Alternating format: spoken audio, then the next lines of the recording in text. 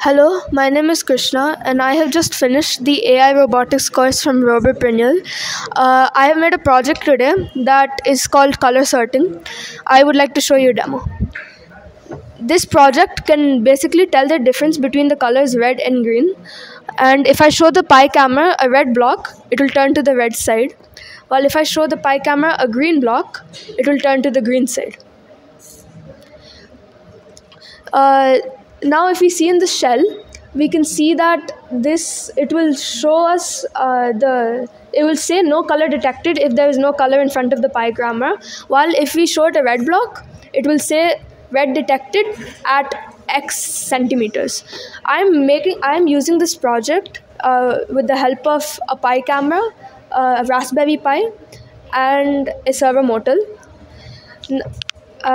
This can be used in production, like places like Amazon warehouses. Thank you.